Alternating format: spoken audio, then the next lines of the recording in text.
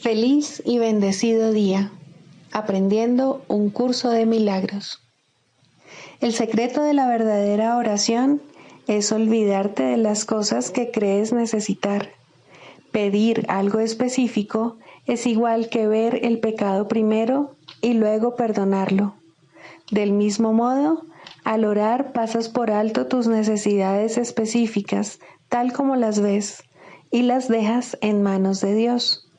Ahí se convierten en los regalos que le haces, pues le dicen que no antepondrás otros dioses a Él, ni que quieres otro amor que el suyo.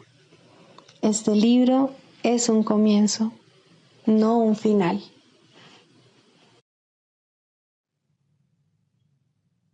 Del prefacio que postula, párrafo 11. La visión de Cristo es el don del Espíritu Santo, la alternativa que Dios nos ha dado contra la ilusión de la separación y la creencia en la realidad del pecado, la culpabilidad y la muerte. Es la única corrección para todos los errores de percepción, la reconciliación de los aparentes opuestos en los que se basa este mundo. Su benévola luz muestra todas las cosas desde otro punto de vista, reflejando el sistema de pensamiento que resulta del conocimiento y haciendo que el retorno a Dios no solo sea posible, sino inevitable. Lo que antes se consideraba una injusticia que alguien cometió contra otro, se convierte ahora en una petición de ayuda y de unión. El pecado, la enfermedad y el ataque se consideran ahora percepciones falsas que claman por el remedio que procede de la ternura y el amor. Las defensas se abandonan porque donde no hay ataque no hay necesidad de ellas. Las necesidades de nuestros hermanos se vuelven las nuestras porque son nuestros compañeros en la jornada de regreso a Dios. Sin nosotros, ellos perderían el rumbo. Sin ellos, nosotros jamás podríamos encontrar el nuestro. Introducción. Este es un curso de milagros. Es un curso obligatorio. Solo el momento en que decides tomarlo es voluntario. Tener libre albedrío no quiere decir que tú mismo puedas establecer el plan de estudios. Significa únicamente que puedes elegir lo que quieres aprender en cualquier momento dado. Este curso no pretende enseñar el significado del amor, pues eso está más allá de lo que se puede enseñar. Pretende, no obstante, despejar los obstáculos que impiden experimentar la presencia del amor, el cual es tu herencia natural. Lo opuesto al amor es el miedo, pero aquello que todo lo abarca no puede tener opuestos. Este curso puede, por lo tanto, resumirse muy simplemente de la siguiente manera. Nada real puede ser amenazado. Nada irreal existe. En esto radica la paz de Dios. Capítulo 1. El significado de los milagros. Primero, principios de los milagros. Principio 36. Los milagros son ejemplos de recto pensar que armonizan tus percepciones con la verdad, tal como Dios la creó. Capítulo 22. La salvación y la relación santa. Quinto, la debilidad y la indefensión. ¿Cómo se superan las ilusiones? Ciertamente no mediante el uso de la fuerza o de la ira, ni oponiéndose a ellas en modo alguno. Se superan dejando simplemente que la razón te diga que las ilusiones contradicen la realidad. Las ilusiones se oponen a lo que no puede sino ser verdad. La oposición procede de ellas, no de la realidad. La realidad no se opone a nada. Lo que simplemente es, no necesita defensa ni ofrece ninguna. Solo las ilusiones necesitan defensa debido a su debilidad. Mas, ¿cómo podría ser difícil recorrer el camino de la verdad cuando la debilidad es el único obstáculo? Tú eres el fuerte en este aparente conflicto y no necesitas ninguna defensa. Tampoco deseas nada que necesite defensa, pues cualquier cosa que necesite defensa te debilitará. Examina para qué desea las defensas el ego y verás que siempre es para justificar lo que va en contra de la verdad, lo que se esfuma en presencia de la razón y lo que no tiene sentido. ¿Puede esto acaso estar justificado? ¿Qué otra cosa podría ser sino una invitación a la demencia para que te salve de la verdad? ¿Y de qué se te salvaría sino de lo que temes? La creencia en el pecado requiere constante defensa y a un costo exorbitante.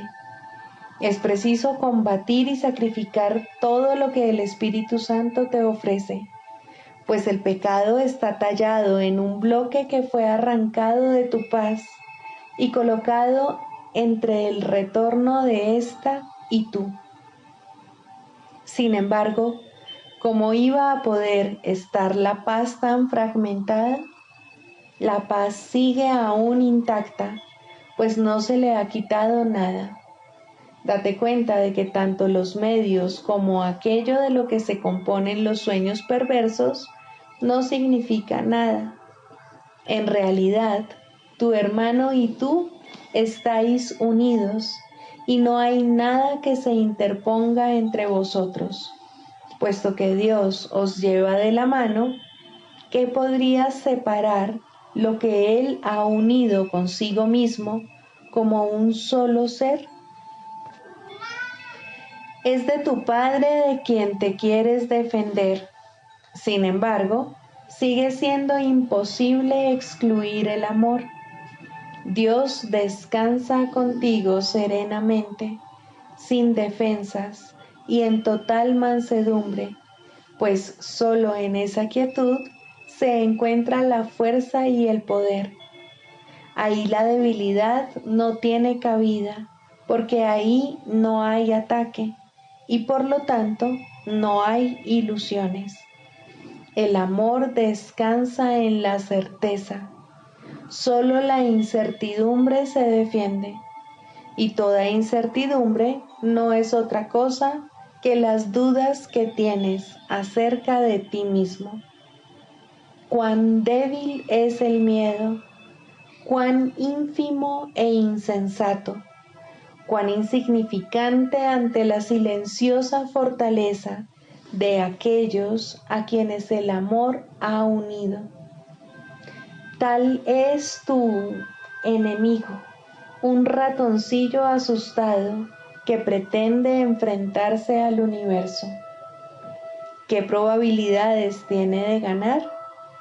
¿Sería acaso difícil ignorar sus débiles chillidos que pregonan su omnipotencia y quieren ahogar el himno de alabanza al Creador que perpetuamente y cual una sola voz entonan todos los corazones del universo?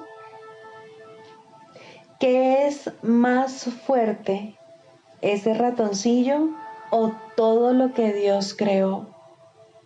No es ese ratón lo que te une a tu hermano, sino la voluntad de Dios.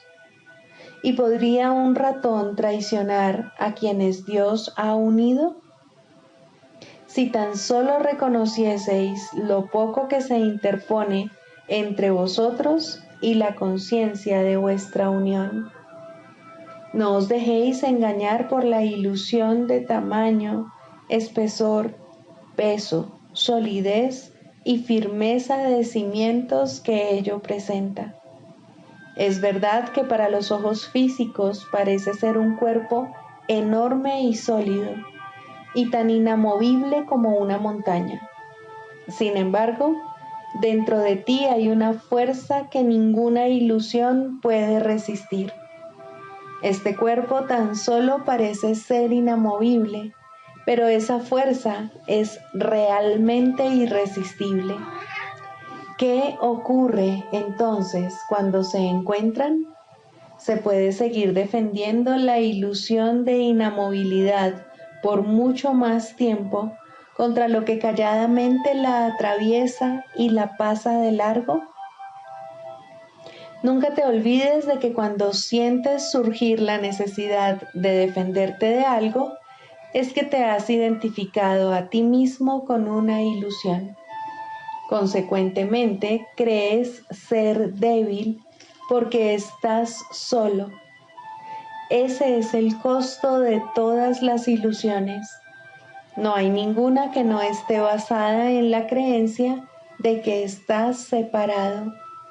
Ninguna que no parezca interponerse, densa, sólida e inamovible entre tu hermano y tú. Ni ninguna que la verdad no pueda pasar por alto felizmente y con tal facilidad que tienes que quedar convencido de que no es nada, a pesar de lo que pensabas que era.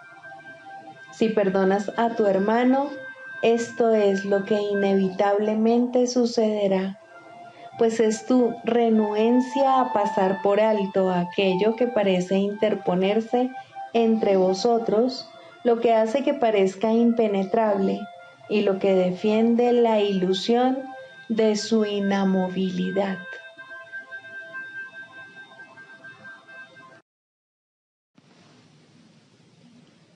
Libro de ejercicios, lección 154.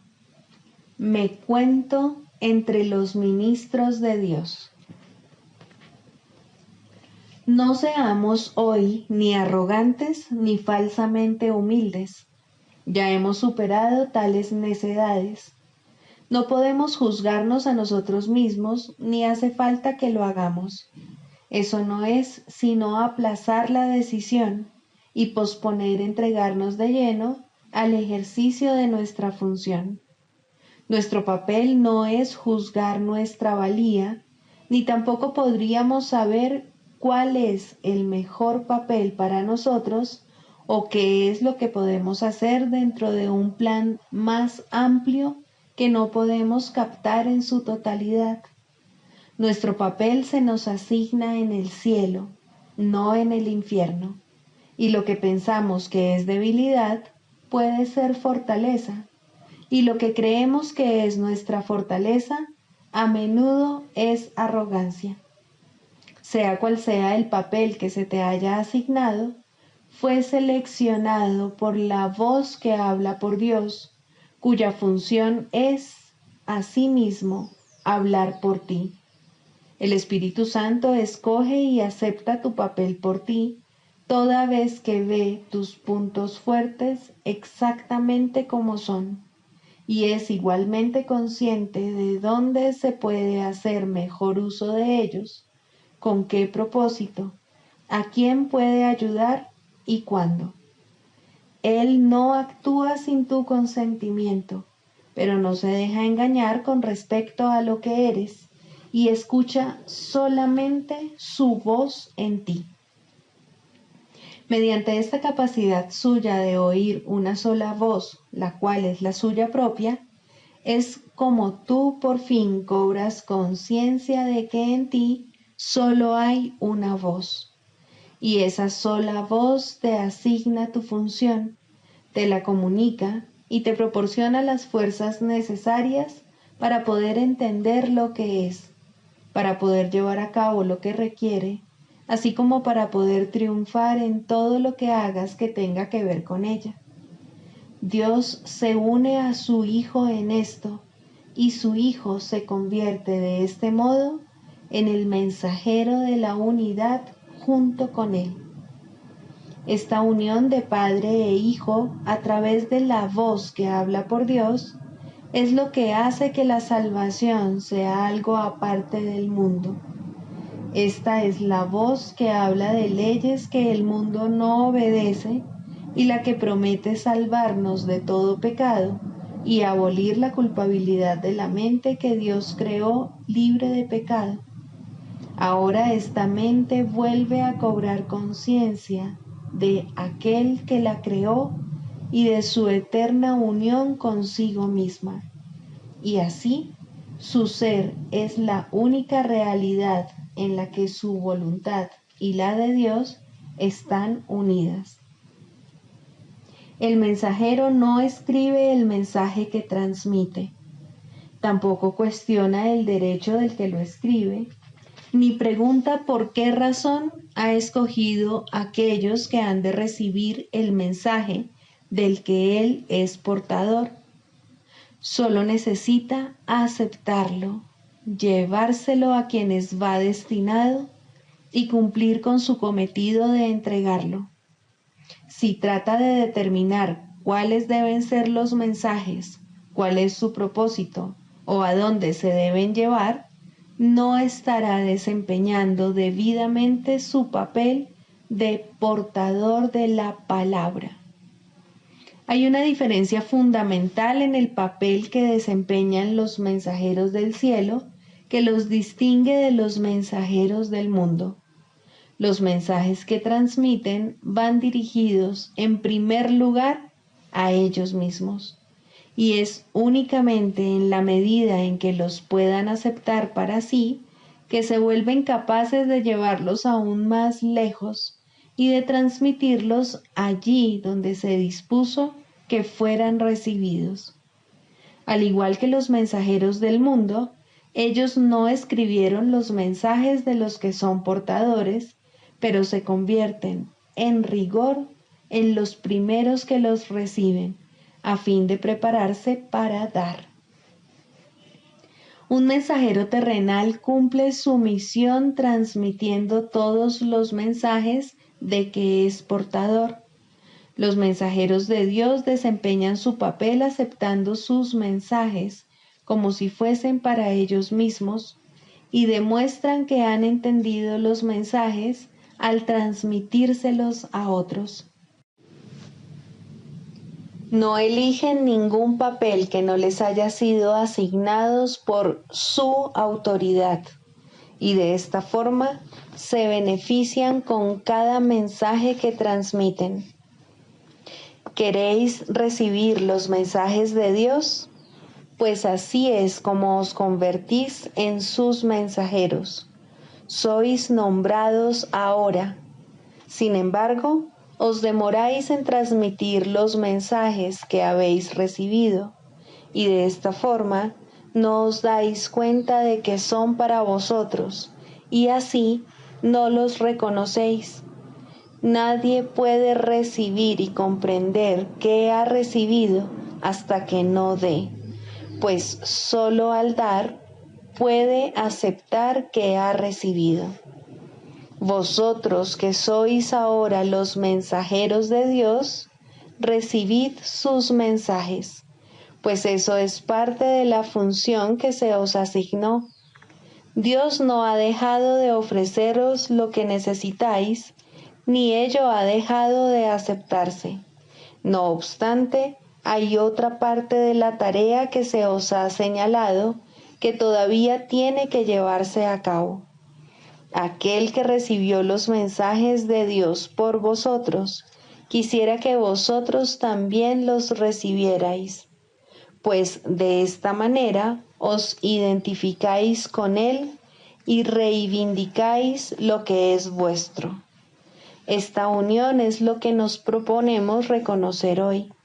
No trataremos de mantener nuestras mentes separadas de aquel que habla por nosotros, pues es nuestra propia voz la que oímos cuando le prestamos atención a Él.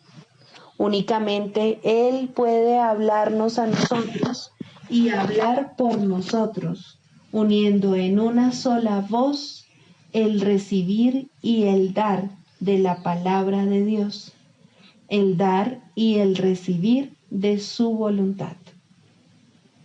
Nuestra práctica de hoy consiste en darle a Él lo que es su voluntad tener, de manera que podamos reconocer los dones que nos hace.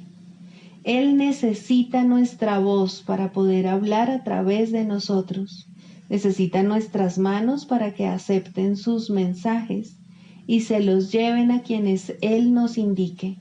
Necesita nuestros pies para que éstos nos conduzcan allí donde su voluntad dispone que vayamos, de forma que aquellos que esperan acongojados puedan por fin liberarse. Y necesita que nuestra voluntad se una a la suya, para que podamos ser los verdaderos receptores de los dones que Él otorga. Aprendamos solo esta lección el día de hoy, que no reconoceremos lo que hemos recibido hasta que no lo demos. Has oído esto cientos de veces y de 100 maneras diferentes, y, sin embargo, todavía no lo crees. Mas ten por seguro esto: hasta que no lo creas, recibirás miles y miles de milagros, pero no sabrás que Dios mismo no se ha quedado con ningún regalo que tú ya no poseas, ni le ha negado a su Hijo la más mínima bendición. ¿Qué significado puede tener esto para ti, a no ser que te hayas identificado con el Hijo y con lo que es suyo? Nuestra lección de hoy reza así: me cuento entre los ministros de Dios y me siento agradecido de disponer de los medios a través de los cuales puedo llegar a reconocer que soy libre. El mundo retrocederá a medida que iluminemos nuestras mentes y reconozcamos la veracidad de estas santas palabras, pues constituyen el mensaje que hoy nos envía nuestro Creador. Ahora demostraremos cómo han cambiado lo que pensábamos de nosotros mismos y de lo que nuestra función era, pues al demostrar que no aceptamos ninguna voluntad que no sea la que compartimos, los numerosos dones que nuestro Creador nos otorga aparecerán de inmediato ante nuestra vista y llegarán a nuestras manos, y así reconoceremos lo que hemos recibido.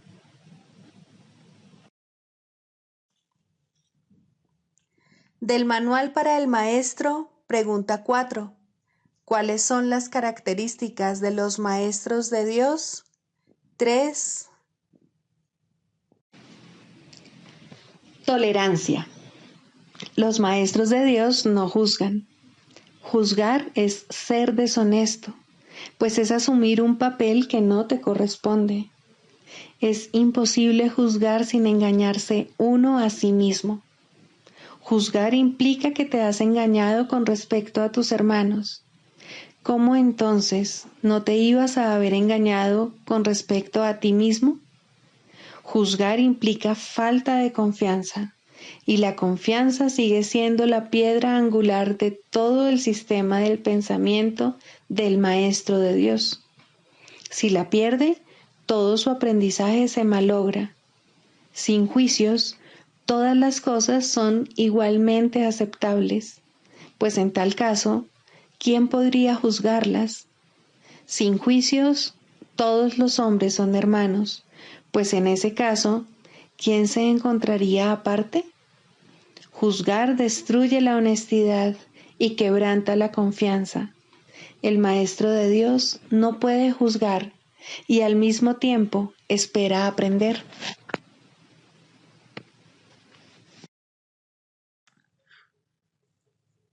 Manual para el Maestro, pregunta 3.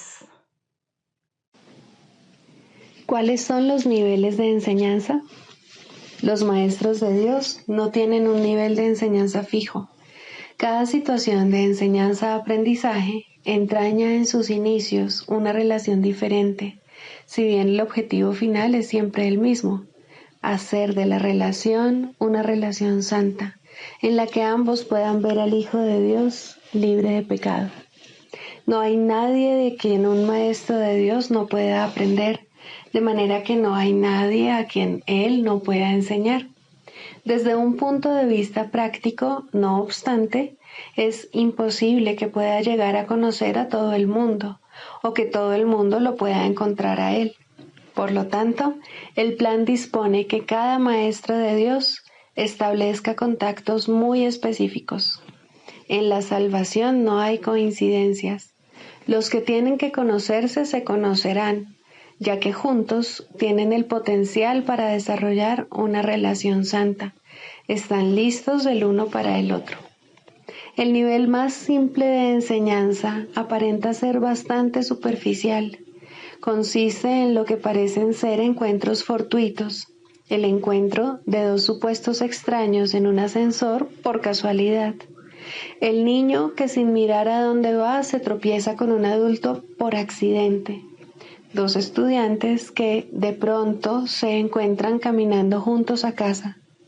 Estos encuentros no ocurren al azar. Cada uno de ellos tiene el potencial de convertirse en una situación de enseñanza-aprendizaje. Quizá los dos supuestos extraños en el ascensor se sonrían el uno al otro. Tal vez el adulto no reprenda al niño por haber tropezado con él, y tal vez los estudiantes se hagan amigos. Es posible incluso, en el nivel de encuentro más fortuito, que dos personas pierdan de vista sus intereses separados, aunque solo sea por un instante. Ese instante será suficiente. La salvación ha llegado. Es difícil entender que el concepto de niveles de enseñanza del curso universal esté tan desprovisto de significado en la realidad como lo está el concepto del tiempo. La ilusión de uno permite la ilusión de otro. Con el tiempo, el Maestro de Dios parece comenzar a cambiar de parecer acerca del mundo con una sola decisión. Y luego, a medida que la enseña, aprende más y más acerca de esa nueva orientación. Hemos hablado ya de la ilusión del tiempo, pero la ilusión de diferentes niveles de enseñanza parece ser algo distinto. Quizá la mejor manera de demostrar que estos niveles no pueden existir es simplemente diciendo que todo nivel en la situación de enseñanza-aprendizaje es parte del plan de Dios para la expiación, y su plan no puede tener niveles por ser un reflejo de su voluntad. La salvación está siempre lista y siempre presente. Los maestros de Dios operan en diferentes niveles, pero el resultado es siempre el mismo. Cada situación de enseñanza-aprendizaje es máxima en el sentido de que cada persona involucrada aprende lo máximo que puede de la otra en ese momento. En ese sentido, y solo en ese sentido, podemos hablar de niveles de enseñanza. Si usamos esta definición de niveles de enseñanza, el segundo nivel es una relación más prolongada en la que, por algún tiempo, dos personas se embarcan en una situación de enseñanza-aprendizaje bastante intensa y luego parecen separarse. Al igual que en el primer nivel, estos encuentros no son por casualidad, ni lo que aparenta ser al final de la relación es realmente un final. Una vez más, cada uno de ellos aprendió lo máximo posible durante el tiempo que estuvieron juntos. Los que se han conocido, no obstante, volverán algún día a encontrarse, pues el destino de toda relación es hacerse santa. Dios no se equivoca con respecto a su Hijo. El tercer nivel de enseñanza se da en relaciones que, una vez formadas, son de por vida. En estas situaciones de enseñanza-aprendizaje, se le provee a cada persona de un compañero de aprendizaje determinado que le ofrece oportunidades ilimitadas de aprender. Por lo general, no hay muchas relaciones de este tipo, ya que su existencia implica que las personas en cuestión han alcanzado simultáneamente un nivel en el que el equilibrio entre aprendizaje y enseñanza es perfecto. Esto no significa que necesariamente se den cuenta de ello. De hecho, en la mayor parte de las ocasiones no se dan cuenta. Puede que incluso haya bastante hostilidad entre ellos por algún tiempo, o tal vez de por vida. Mas, si así lo deciden, tienen ante sí la lección perfecta y pueden aprenderla. Y si deciden aprenderla, se convierten en los salvadores de los maestros que flaquean y que incluso parecen fracasar. Es imposible que un maestro de Dios no encuentre la ayuda que necesita.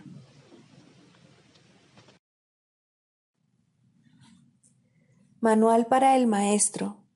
Clarificación de términos. 6. El Espíritu Santo. Jesús es la manifestación del Espíritu Santo, a quien Él invocó para que descendiese sobre la tierra después de su ascensión al cielo, es decir, después de haberse identificado completamente con el Cristo, el Hijo de Dios tal como Él lo creó.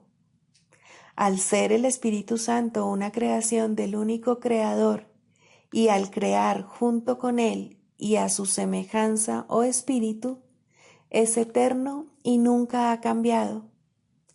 Fue invocado para que descendiese sobre la tierra, en el sentido de que entonces se hizo posible aceptarle y escuchar su voz. Su voz es la voz de Dios y, por lo tanto, ha adquirido forma. Dicha forma no es su realidad, la cual solo Dios conoce junto con Cristo, su verdadero Hijo, quien es parte de Él.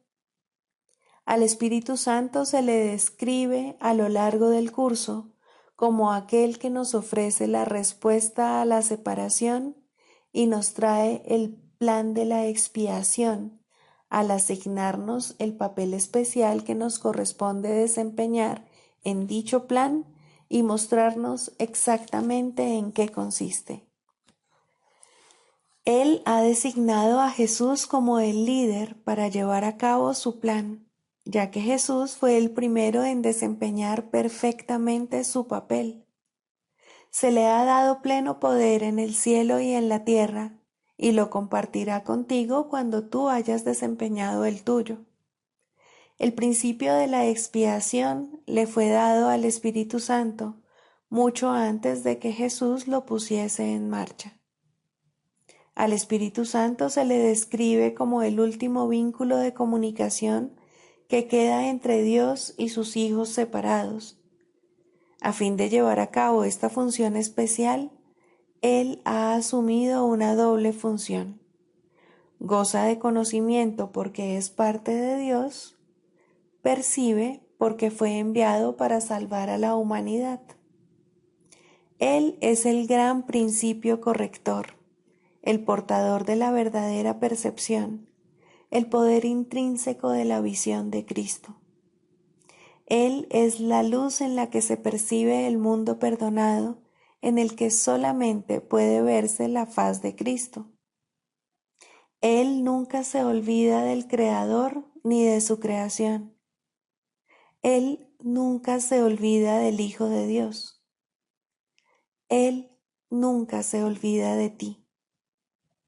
Te brinda el amor de tu Padre en un eterno resplandor que nunca será extinguido, porque Dios mismo lo depositó ahí. El Espíritu Santo mora en la parte de tu mente, que es parte de la mente de Cristo.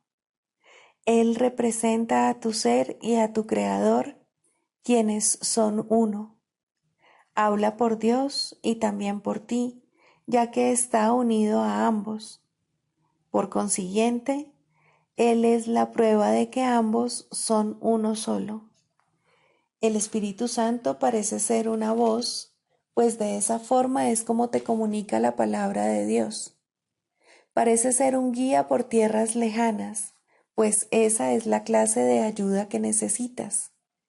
Y también parece ser cualquier cosa que satisfaga las necesidades que creas tener. Pero Él no se engaña cuando te percibes a ti mismo atrapado por necesidades que no tienes. De ellas es de las que quiere liberarte. De ellas es de las que quiere ponerte a salvo. Tú eres su manifestación en este mundo. Tu hermano te invoca para que seas su voz junto con él. Por sí solo no puede ser el ayudante del Hijo de Dios, pues por sí solo no tiene ninguna función. Pero unido a ti es el resplandeciente Salvador del mundo, cuyo papel en la redención de éste tú has completado. Él te da las gracias a ti y a tu hermano, pues te elevaste con él cuando él empezó a salvar al mundo, y estarás con él cuando el tiempo haya cesado y ya no quede ni rastro de los sueños de rencor en los que bailabas al compás de la exangüe música de la muerte, pues en su lugar se oirá el himno a Dios por unos momentos más, y luego ya no se oirá más la voz, ya que no volverá a adoptar ninguna forma, sino que retornará a la eterna amorfía de Dios. 3. La práctica de la psicoterapia. Primero, la selección de pacientes. Todo aquel que se te envía es un paciente tuyo. Esto no significa que tú lo selecciones ni que escojas la clase de tratamiento adecuado, pero sí significa que nadie viene a ti por error. No hay errores en el plan de Dios. Sería un error, sin embargo, presumir que sabes lo que debe ofrecerse a todo el que viene. No te corresponde decidirlo. Hay una tendencia a asumir que se te llama constantemente a sacrificarte por aquellos que llegan. Esto difícilmente podría ser cierto. Exigir que te sacrifiques es exigir un sacrificio de Dios, y Él no sabe nada del sacrificio. ¿Quién podría pedirle a lo perfecto que sea imperfecto? ¿Quién decide entonces lo que cada hermano necesita? Seguramente no tú, que aún no reconoces quién es aquel que pide. Hay algo en él que te lo dirá si escuchas, y esa es la respuesta. Escucha. No exijas, no decidas, no sacrifiques. Escucha. Lo que oyes es verdad. ¿Mandaría Dios su Hijo a ti sin estar seguro de que reconoces sus necesidades? Piensa lo que Dios te está diciendo. Él necesita que tu voz hable por Él. ¿Podría ser algo más santo? ¿O ser un regalo mayor para ti? ¿Preferirías escoger quién sería Dios o escuchar la voz de aquel que es Dios en ti? Tus pacientes no necesitan estar físicamente presentes para que les sirvas en el nombre de Dios. Esto puede ser difícil de recordar, pero Dios no va a consentir que sus regalos para ti se limiten a los pocos que en efecto ves. Puedes ver otros también, pues la visión no está limitada a los ojos del cuerpo. Algunos no necesitan tu presencia física, te necesitan tanto y tal vez más en el instante en que se envían. Los reconocerás en la forma que pueda ser más útil para ambos. no importa cómo vengan, serían enviados en la forma en que sea más útil. Un nombre, un pensamiento, una imagen, una idea, o tal vez simplemente una sensación de estar llegando a alguien en alguna parte. La unión está en las manos del Espíritu Santo. No se puede evitar lograrla. Un terapeuta santo, un maestro de Dios avanzado, nunca olvida una cosa. No fue él quien hizo el currículo de la salvación, ni quien estableció su parte en él. Entiende que su parte es necesaria para el todo y que a través de ella reconocerá el todo cuando su parte esté completa.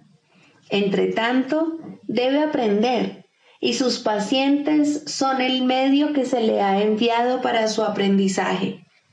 ¿Qué otra cosa sino gratitud podría sentir por ellos y hacia ellos? Traen consigo a Dios. ¿Rechazaría este regalo por un guijarro o cerraría la puerta al Salvador del mundo para dejar entrar a un fantasma? Que no traicione al Hijo de Dios.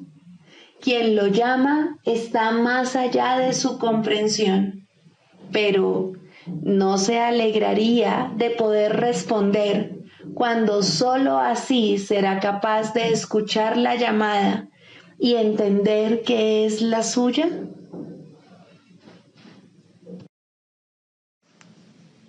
El canto de la oración. Segundo, la falsa curación en contraposición a la verdadera. La falsa curación no es más que un mísero intercambio de una ilusión por otra más agradable, de un sueño de enfermedad por uno de salud. Esto puede ocurrir en los primeros niveles de oración en combinación con un perdón bien intencionado, pero aún no comprendido del todo. Solo la falsa curación puede dar lugar al miedo, de tal manera que la enfermedad es libre para arremeter de nuevo. La falsa curación puede, en efecto, eliminar ciertas formas de dolor y enfermedad, pero la causa sigue ahí y no dejará de producir efectos. La causa sigue siendo el deseo de morir y de vencer a Cristo. Y con este deseo, la muerte es segura, pues a la oración se le da respuesta. No obstante, hay una clase de muerte aparente que tiene otra fuente. No es el resultado de pensamientos hirientes ni de una furia desenfrenada contra el universo. Significa simplemente que la utilidad del funcionamiento del cuerpo ha concluido, de manera que se elige abandonarlo en forma similar a como uno se desprende de una vestimenta desgastada.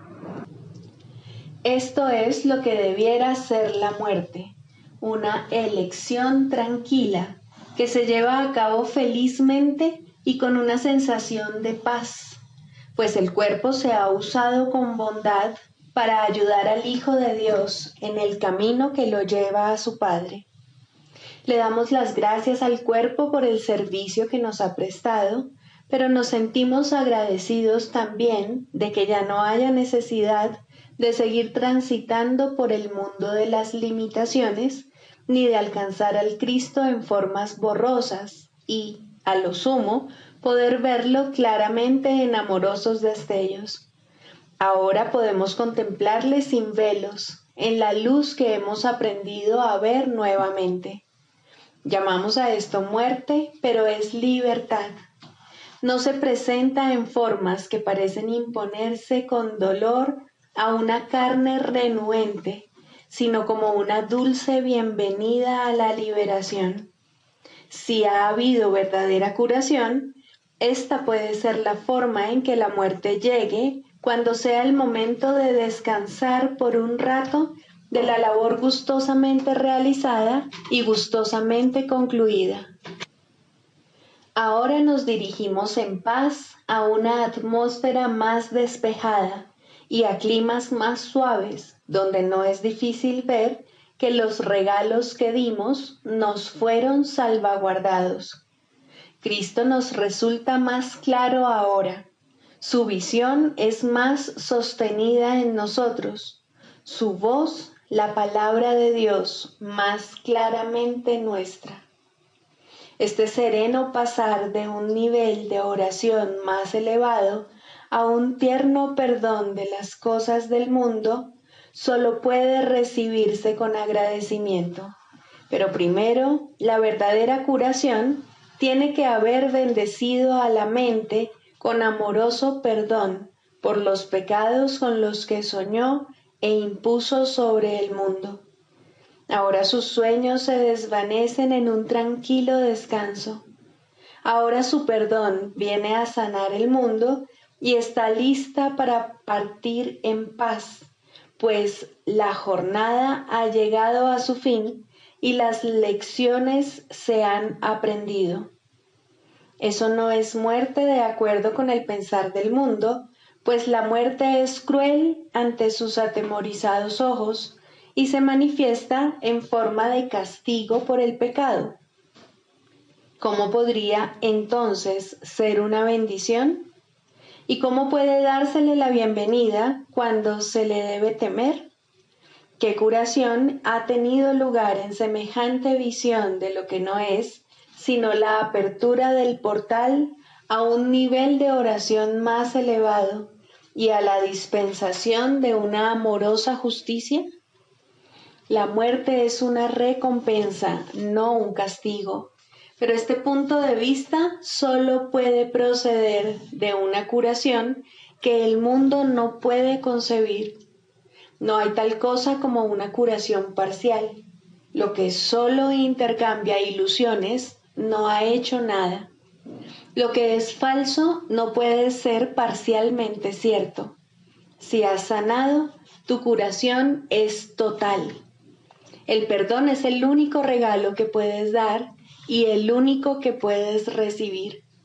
La falsa curación se basa en la sanación del cuerpo, pero deja la causa de la enfermedad intacta, lista para arremeter de nuevo hasta que, en aparente victoria, provoca una muerte cruel. Se puede mantener a raya por algún tiempo y puede haber un breve respiro mientras aguarda para descargar su venganza contra el Hijo de Dios.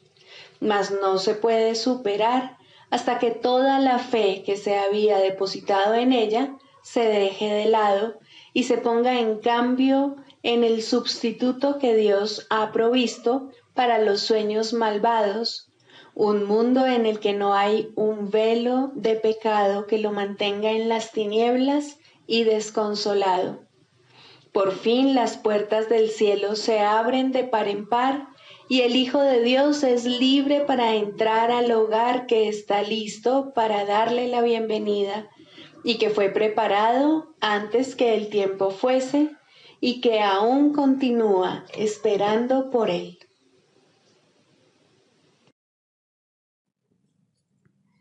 Sigamos a Jesús haciendo del perdón algo tan natural como respirar y algo tan vital como el aire. Amén.